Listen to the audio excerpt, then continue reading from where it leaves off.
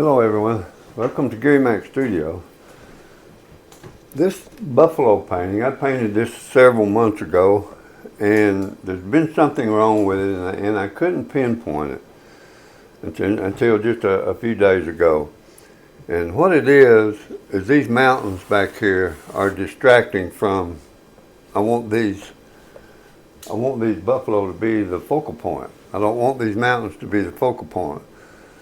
So what I'm going to do is I want to mute these down and the sky a little bit so that they won't be so bright, and it will bring out the buffalo. I'm hoping. Anyway, that's that's the direction I'm going to take. And subscribe to Gary Mac Studio, if you will, if you like to paint, you like to learn, or if you like to learn new techniques for acrylics. I'm basically an acrylic painter.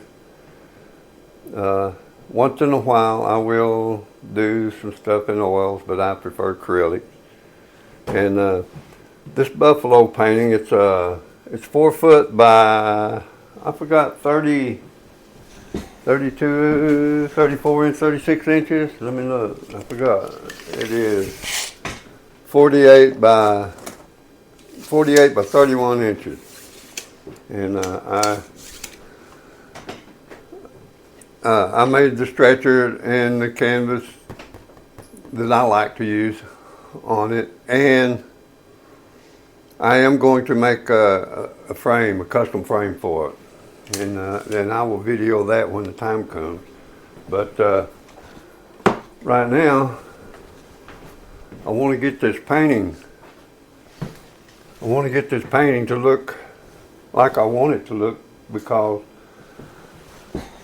I want to have it in an art show here coming up in October of a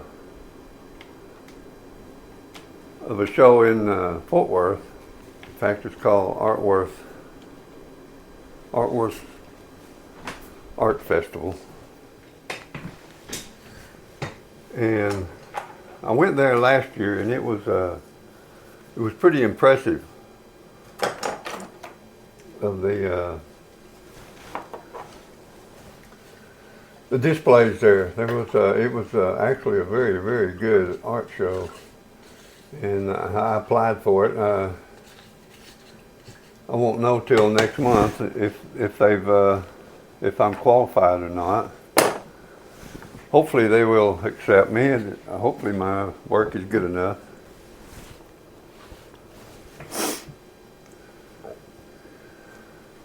So let's just get started.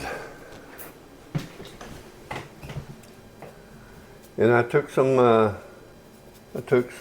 cerulean blue, ultramarine blue, and some burnt umber, and mixed them up to get a gray color, a blue-gray color that I mix a lot to get my dark. So let's just, I'm just going to start up in here and lighten it up just a little bit. Get my palette over this way where I won't have to reach far. And I'm going to just cover in. I'm just going to cover in most of these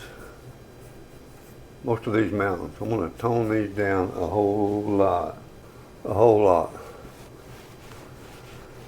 And I'm just going to get this kind of a wash on there, and then I'm going to back off and look at it.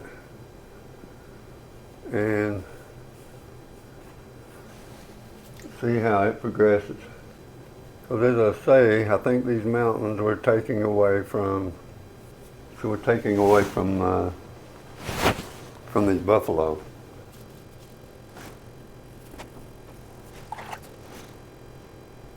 Take a damp paper towel and remove just a little bit of that, because I want some of that background color, but not that much.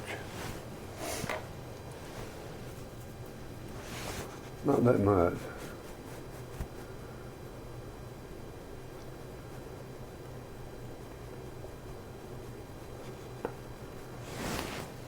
And we'll refine this as we go. What I want to do right now is get some of this bright colors covered over and get them back in the atmosphere. Push them. The goal is to push them back. I don't want to cover all that up. Set that gray color. It's actually just white, a little bit of burnt umber, and cerulean blue. And what that does is it pushes those mountains back. The more you put on there, the further those mountains are going to look back in there, because when you look through atmosphere, you're actually looking through water vapor, and it distorts everything between you and the image.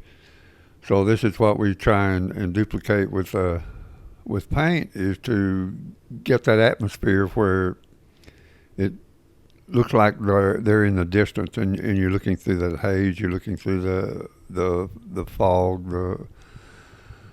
the mist, and those that I'm working on right there, they're a little further back into, so I put a little more of that atmosphere on them. And